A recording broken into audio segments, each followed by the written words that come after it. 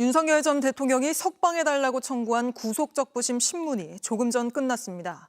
불과 어제까지만 해도 계단 오를 힘이 없다며 재판에 출석하지 않았던 윤 전 대통령은 오늘은 1시간 20분 일찍 법정에 출석했습니다. 그런 만큼 법원이 윤 전 대통령의 손을 들어줄지 주목되는데 서울중앙지법에 나가 있는 취재기자 연결하죠.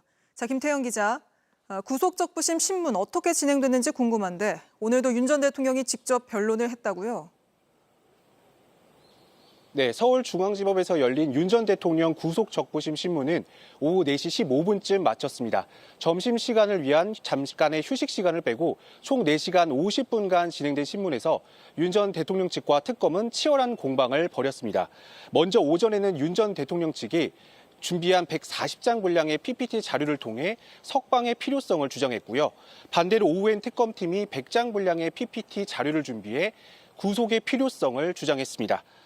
윤 전 대통령은 재판부를 향해 30분간 직접 거동이 불편하고 어려운 점을 발언한 것으로 파악됐습니다. 네, 계단 오를 힘 없다고 어제는 재판에 불출석했는데 오늘은 30분간 직접 변론을 펼치고 1시간 20분이나 일찍 도착해 있던 겁니까?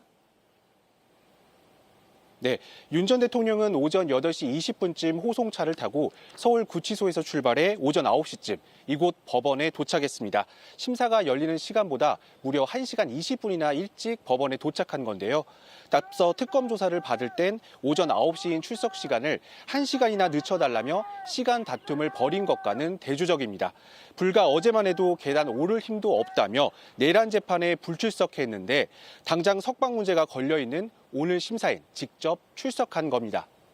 네, 그래서 실제 윤석열 전 대통령 건강 상태는 어떻습니까?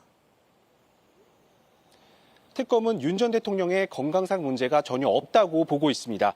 서울구치소로부터 거동에 문제가 없다는 의견서를 받아 법원에 제출했다고 밝혔습니다. 반면 윤 전 대통령 측은 특검의 주장은 일방적이라며 간 수치 등이 담긴 피검사 자료를 법원에 제출했다고 설명했습니다. 그러면서 엄살은 악의적인 프레임이라고 반발하기도 했습니다.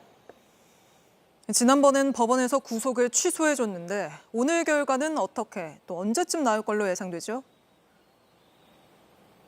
이르면 오늘 밤이나 내일 새벽 결과가 나올 것으로 보입니다. 윤 전 대통령은 지난 3월 법원으로부터 구속 취소 결정을 받아내 온갖 법기술을 써서 풀려났다는 비판이 나왔습니다. 그런데 이번엔 상황이 다릅니다. 특검의 수사권 문제가 없는 데다 구속기한도 충분히 남았기 때문인데요. 재구속된 뒤 특검의 소환 조사를 잇따라 거부하면서 구속 사유였던 증거 인멸 우려도 여전히 남아있는 상태입니다. 지금까지 서울중앙지법에서 JTBC 김태형입니다. JTBC 뉴스를 시청해 주셔서 고맙습니다. 저희는 저녁 6시 30분 뉴스룸에서 뵙겠습니다.